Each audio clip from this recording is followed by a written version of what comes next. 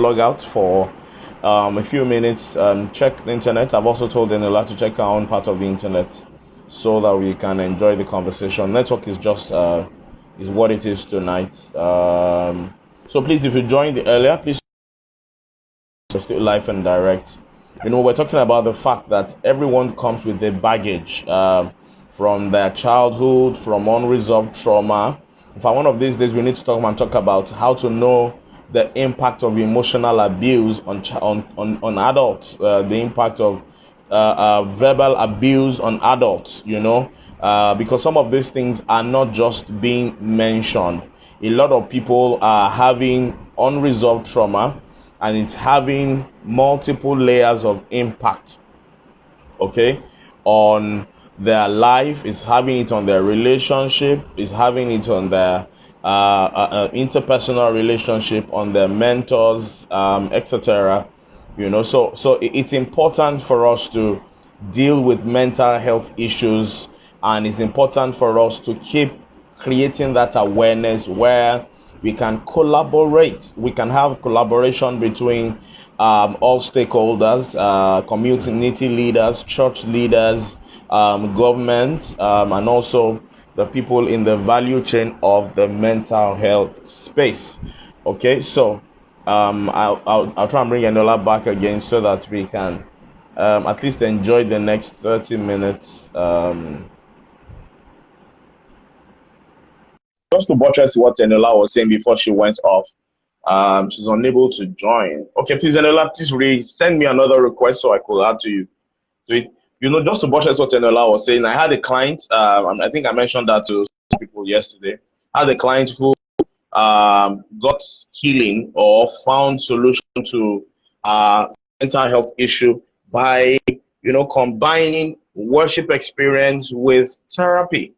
You know, she just realized that each time she attends a concert, she snaps out of one level of, you know, mental illness, and, you know, she just feels she's recovered and she's about to go back to a normal routine. You know, so yeah, it's a very, very important conversation for us to have at this time. The impact of the COVID-19 on our health, on our mental health, on family, on jobs, cannot be swept under the carpet. We need to be able to say to ourselves, where is the shoe pinching? What are the things that we're doing? What is too much? What is too little?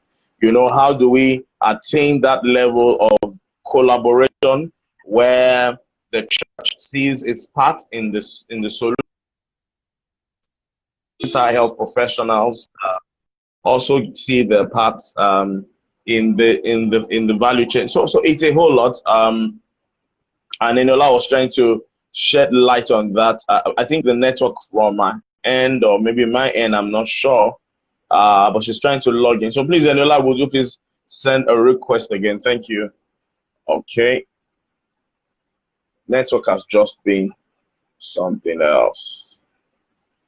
Okay, so we need that collaboration to be able to find a solution to it. The very sad part of all of this is that I've been privileged to be on the two sides of the divide, and I see a lot of lack of cooperation between the religious organizations, especially churches, and the mental health professionals. And that's, for me, something that is nothing to write home about. A lot of pastors haven't come to terms with the fact that there has to be at some point a therapy hub. Enola also mentioned it, that in Europe and in America, in advanced countries, they already have therapy hubs where churches pay therapists to be there, just the way you have counseling sessions. You have therapists who can talk to people, who can counsel people professionally. A lot of times people get it wrong. The fact that you're a pastor does not mean you are professionally a counselor. There's a way to go about it. The fact that you are, okay, let me try and add that again. The fact that you are called of God, tongue talking, does not qualify you to be a therapist. The fact that you've been in ministry for 25 years does not qualify you to become a professional. Oh, and sorry about all of the stress. I see all the several attempts in trying to bring you back. Okay, My goodness, I had to switch my network severally, and then I'm not getting through. So I don't know. I think it's the rain. Could be the rain. It's just what it is. We've not gotten it right in Nigeria. Yeah, same here. So let me allow you the ground running. You know, while you were away, I was talking about the fact that I had a client who was able to merge both the spiritual and professional help. You know, I've been taking her through a therapy. She had depression, you know, and one day she went for a concert, and by the time I got to the house the Monday of that particular the next session that I had, I saw that she was all full of life. So you know the way we do it, we just had to ask her questions. Where have you been? There's been something triggered something. That was all full of life. She said she was at a concert. Oh, really?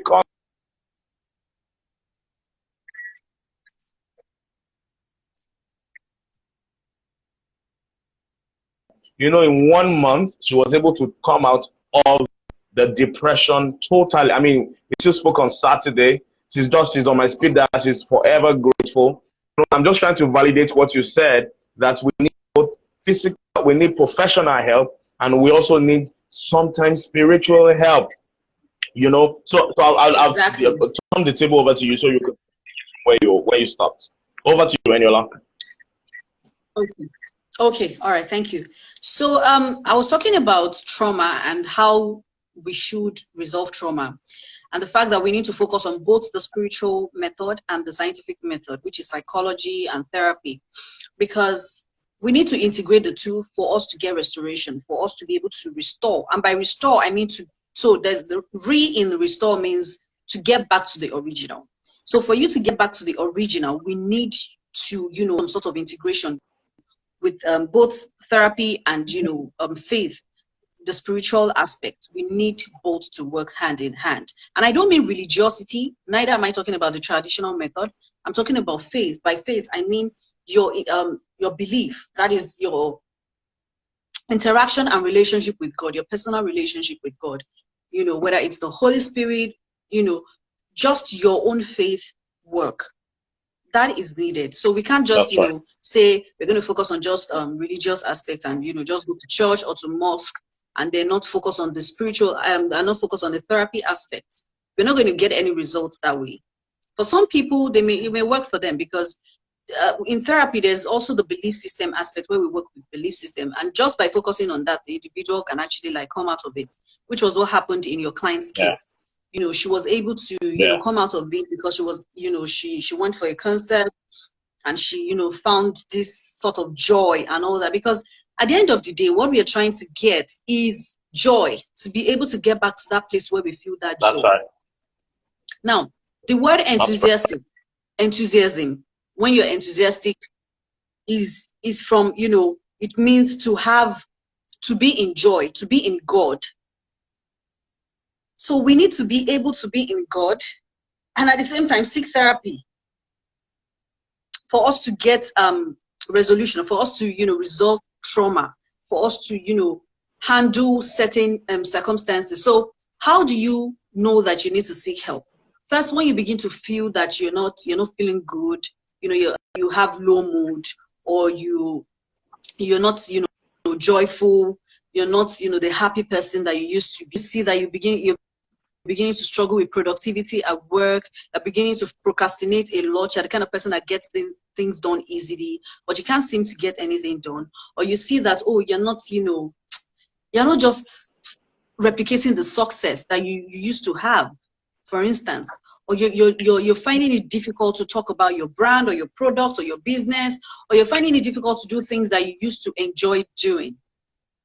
So you're beginning to feel hopeless and helpless. You used to love singing, but all of a sudden you've neglected and, you know, forgotten about singing. You used to love writing, but you're struggling to, you know, write. You used to love, you know, speaking and helping people and coaching people and doing those things that you love to do, but you can't just get yourself to, you know, doing those things. Then you need to seek help.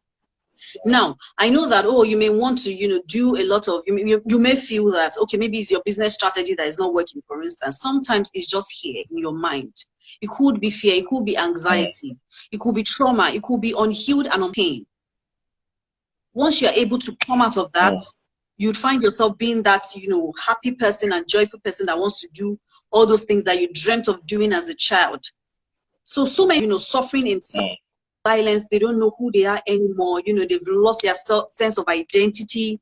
They've lost their sense of self as a result of trauma, as a result of pain that hasn't been processed, as a result of childhood trauma and childhood experiences. And they go into the workplace, and these people are angry people, they're frustrated, they are struggling day to day, they are absent a lot from work. And if, for instance, the HR personnel is not trained to handle such issues, or is not trained in the aspect of psychological first aid, for instance, they won't be able to, understand what is going on. So that's why you see a lot of toxic workplaces, where there's so much negativity, where there is so much toxicity, where people are, always shouting at each other, and this is found in the private sector too. And we also find it in the church. Now, the problem with the church mental health issue is, once you display any kind of behavior, people tend to say, she's a Christian. And she's conscientized. She's conscientized.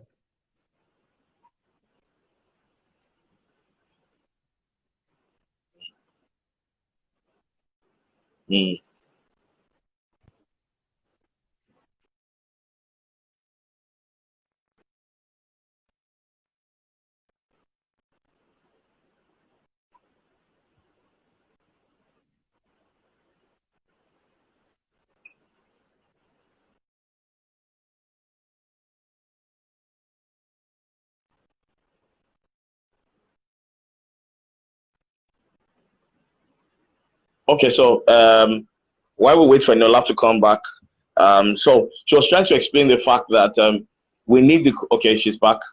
Can you hear? Hi, Enola.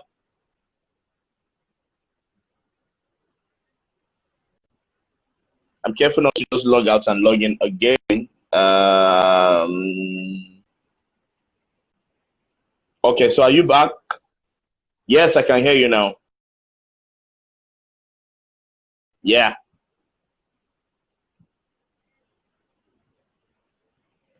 Okay, so Enola was trying to, we'll wait for her to come back again. She was trying to point the fact that we need the collaboration of both the spiritual collaboration and with psychological collaboration. In fact, one of my guests yesterday called it spiritual psychotherapy or something, a combination of psychology and spirituality.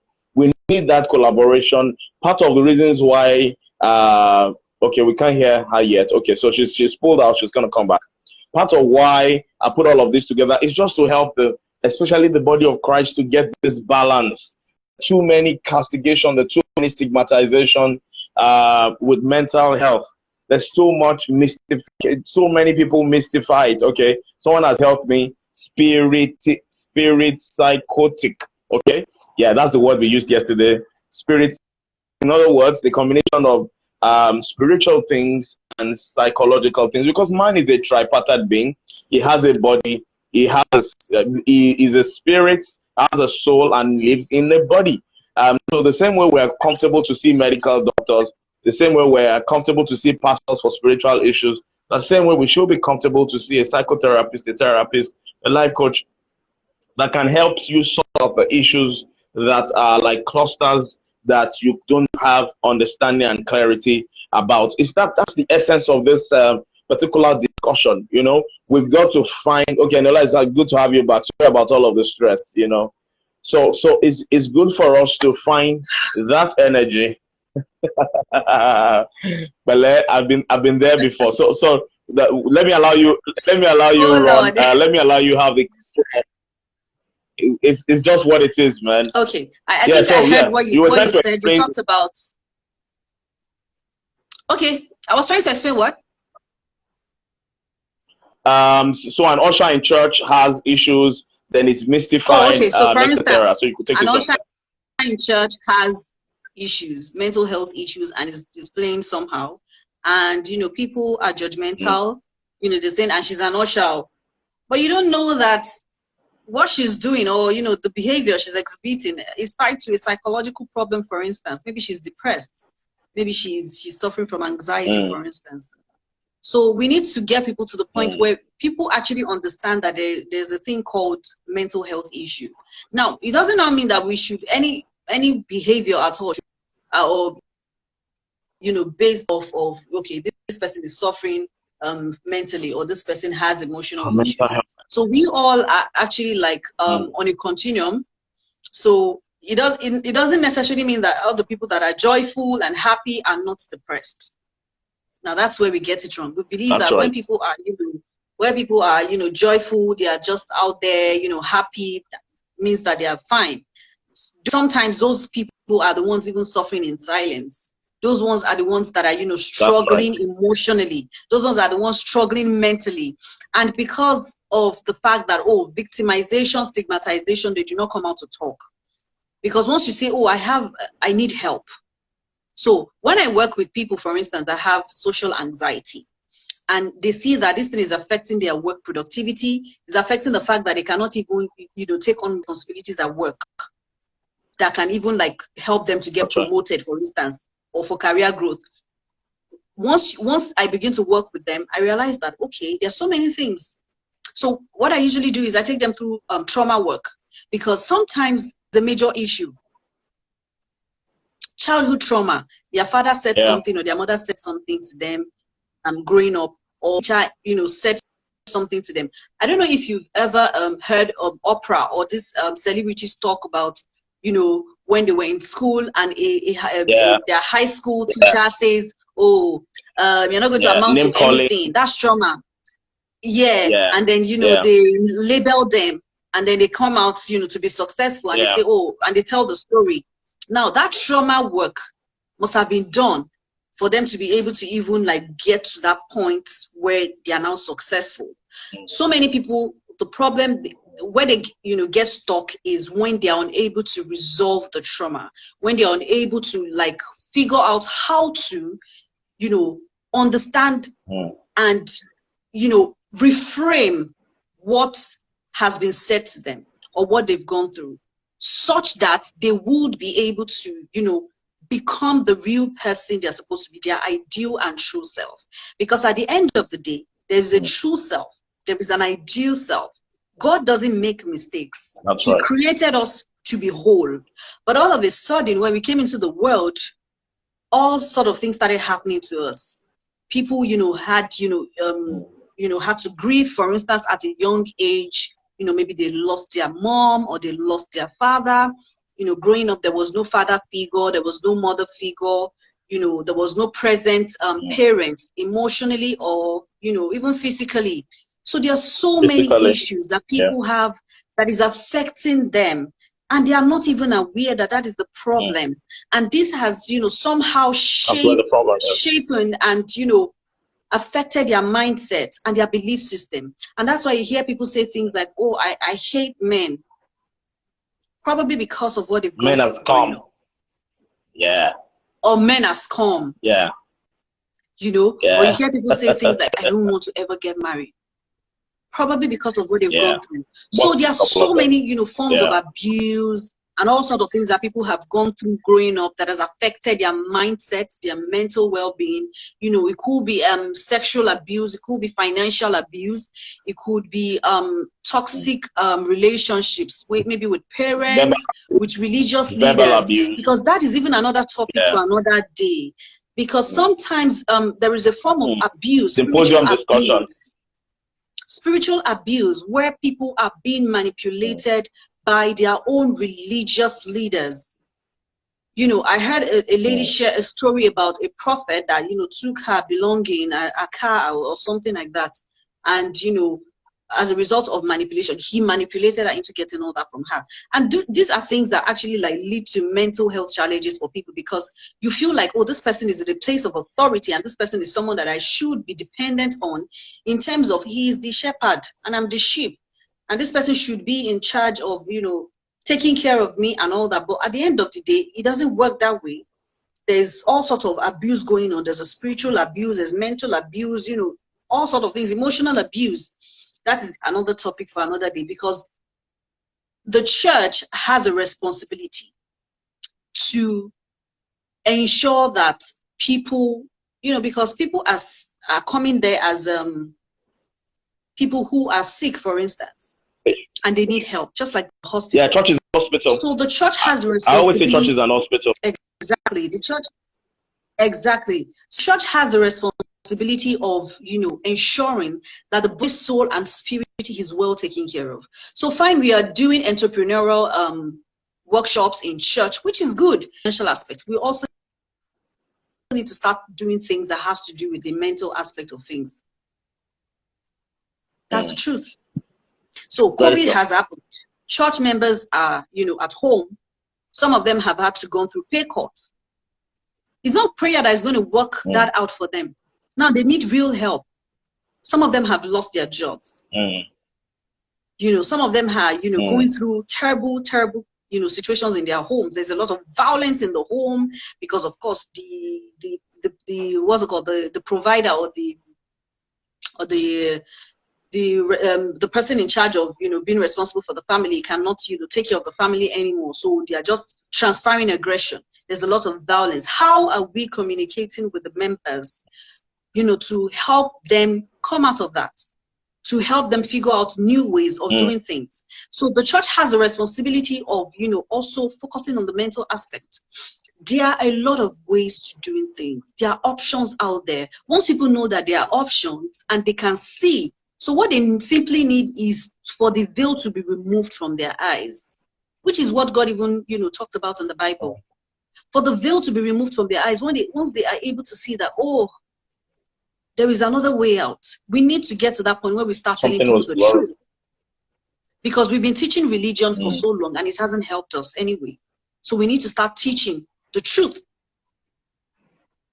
So the church is responsible, individuals are responsible as well to also be in charge of their own mental health, because that is another problem. Right. So many people have given the responsibility to think or to be to other people. So they've just they're just like that. They are not thinking anymore. They're not figuring things out their self more. They're not looking for ways to cope anymore. They're just putting everything on the pastor. Is whatever the pastor says. Is whatever the pastor says. Once you are so dependent on another individual, you're going to have trouble. You're going to have problems, especially when it comes to your mental well-being. You can't subject that to someone else to handle for you. You do the work of also being in charge of your mental health.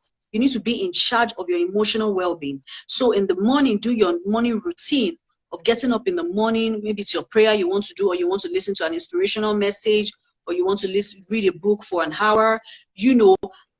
Begin to do that, and then take care of yourself. Make sure you focus on your well-being, because self-care is also a way to resolve mental health issues. Self-care and focusing on your body, because this body is the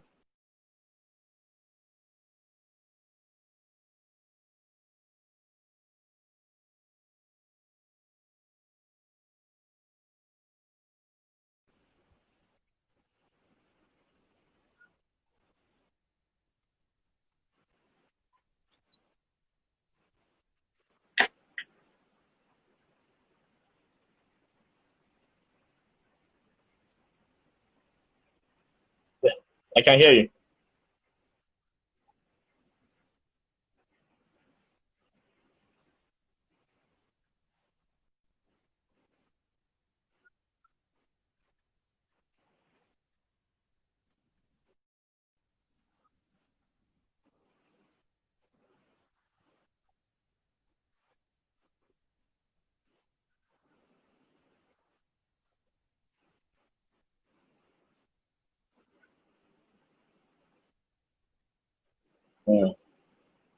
True.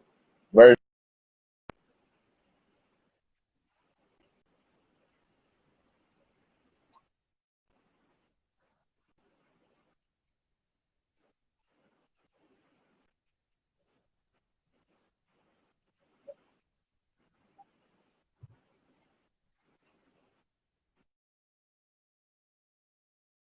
Wow, the line is breaking. The line is breaking in and oh, we lost Eniola again. Okay, so Eniola was trying to talk about the fact that every individual has a responsibility to pay attention to their emotions, pay attention to the self-care. I mean, when people begin to feel some sense of depression, it's difficult for them to pay attention to self. When you begin to see someone who normally looks good, often now the person doesn't even bother to, okay, she's back again. We've got just about 10 minutes to go, so I just wanted to hit the last topic. Okay, so it's a personal responsibility, and we're asking people out there who've joined. Okay, Shego Manuel, thank you for joining. Asking people out there who network has just been what it is today. So while Eniola is trying to connect, this is just my clear-on call to everyone. I'm here. Oh, okay. On my side, it's still showing that we're trying to connect. So I want you to type. Okay, I wanted to take this last thought. The issue of rape in our society has been very worrisome. Someone asked me and said, "Oh, you should also do a post. You're not doing enough about the campaign." I said, "Well, I have a mixed feeling about it for two reasons. A lot of the social media influencers, musicians who are saying that no to rape, they're just being hypocritical, and this is my point. How do you show a video that is very illicit, a video where it's very suggestive, and yet you're coming back to say no to rape? It's like being in the kitchen and saying that you don't want you to be hot. It's like saying you're going into the rain and you don't want water to touch you. You know, so what's your take on the recurrent incidents of rape in our society and what can be done to curb it?" Okay, so first I'm going to talk about your first line of thoughts when you said that, you know, people have been asking you that you're not doing enough regarding rape and all that. I also have that same reservation about not talking about it, because I feel like our society at large, we need help. There has to be some sort of intervention. I said we need help. There has to be some sort of intervention as quickly as possible, because people are losing it. And when it comes to rape and, you know, sexual abuse, it's a very sensitive issue and a very sensitive topic. And very, very. Fine, we are seeing the ones that are being displayed publicly. Now, I've had to work with people who did not even know that they were raped until they, you know, went on the journey to actually like learn about the definition of rape. That's when they said, "Oh, so this guy actually raped me and I didn't know about it. And I didn't know that I was raped." Yeah. So aside that, I know that there's been a lot of rape cases of late. I feel that an idle mind is the devil's workshop. That being said, we have a lot of societal issues that need to be addressed. So we need to handle issues relating to unemployment, the fact that we have a lot of people that they don't have anything doing. We need to get people into education, because there's something that education does to you. It helps you, you know, just come out of that poverty mindset. And I'm not just talking about just going to school. We also need to, you know, educate people, financial education, how they can make money. For instance, I know that, okay, there are a lot of entrepreneurial this and that out there, but none of those things are teaching people how to make money, because the average youth wants to make money to survive. They want to make money to be able to feed their family members and all that. And once they are unable to do that, different thoughts will start coming in. Different negative ideas will start coming in, you know. So the issue of unemployment is a major one to, you know, actually tackle this aspect of, you know, what's it called? And of course, the mental health aspect. So what is going on in a rapist's mind, for instance? Someone said, oh, they need help too. And they should be, you know, they should be helped. Maybe they have psychological challenges. True. But our society doesn't believe that. They believe that they're evil and they, you know, these people are, you know, sent from hell to, you know, do, yeah.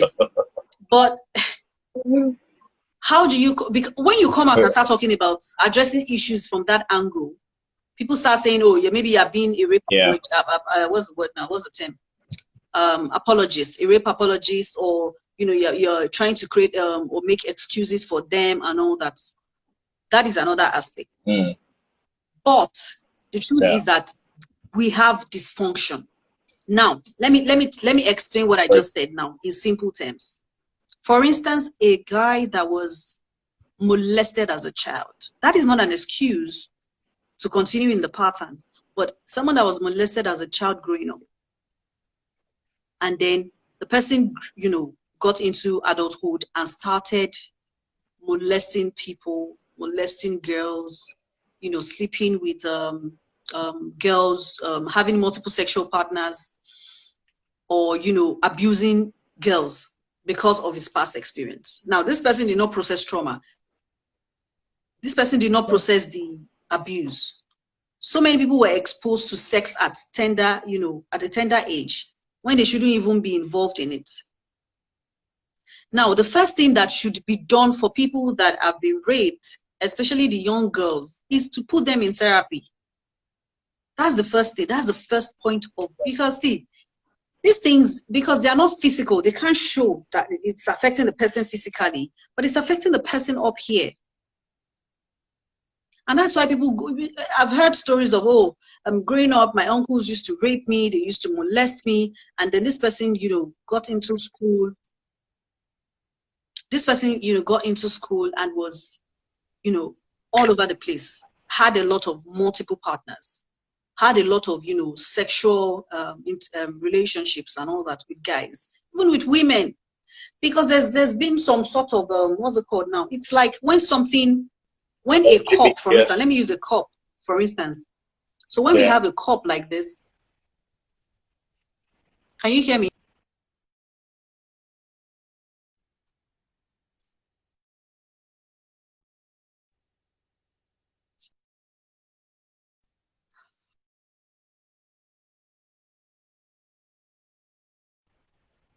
Okay.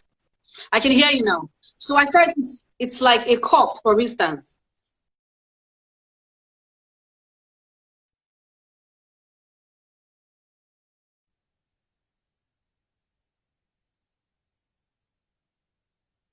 Yeah, it's like a cup, for instance, and then the cup gets, broken or cracked. Yes. If it's not fixed, it would continue to crack, and then one day the owner will see that the cup is not working anymore, or it's not useful. That's right. So disintegrate. So somehow, many people have gone through, something that broke them growing up, and if it's not addressed, then there will be a major issue. So that's why I said our society at large needs to be fixed, and this is not going to be something that we do alone. It requires a lot of faith work as well, prayers, therapy for people. Are you there? Network is.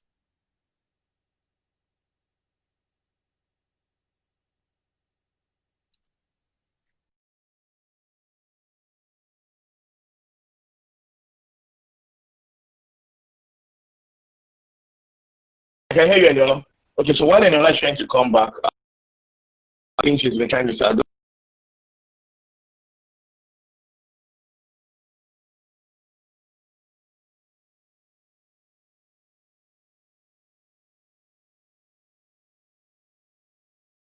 our society is dysfunctional. We have issues that are not resolved, and until we can come to terms with the reality of the society, we will be living in denial, we will be living in delusion. It will be difficult for men to live a healthy life. It will be difficult for people to have a sense of wellness, a sense of well-being where the spirit, soul, and the body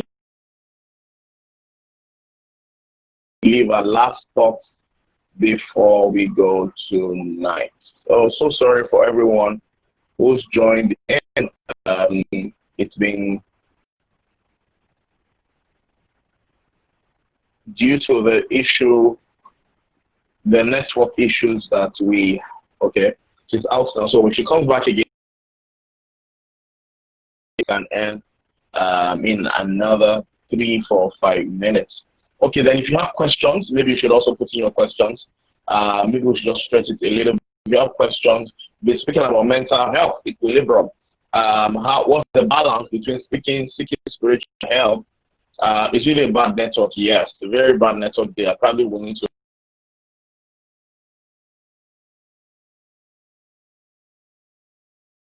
seeking spiritual help. And Enola has been very magnanimous enough to put a very healthy balance of ensuring that the spirit is required. Okay, she's back.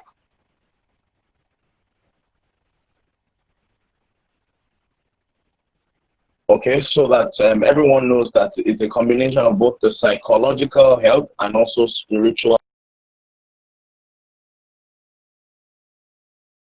We wake up to the reality that there are many people with mental illness, mental health issues in church. Unfortunately,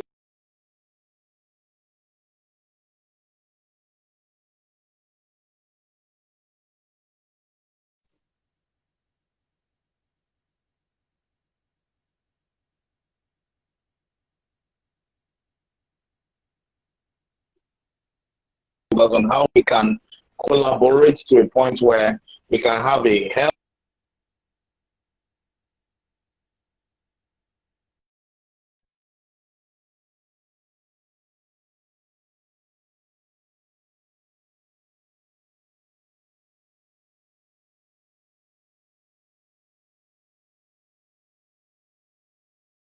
that please just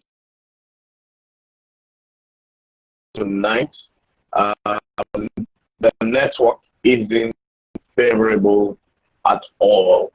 Okay, so I want to thank everyone that joined in. We probably will need to have this again so we can shed more of this and many, many more. Once again, I want to say thank you for joining in. I look forward to having you again this time next week. We're going to start another series in the month of July, which then is also my birth month. So I have a couple of people who's going to come share their look into how great stories can inspire greater stories. Okay, well, I have a couple of amazing speakers that will join us in the month of July as we continue with the Optimize series. Don't forget that as going to this week, God loves you. Ensure that you take care of your mental health, you take care of yourself, you ensure God's pride in anything, everything that you do.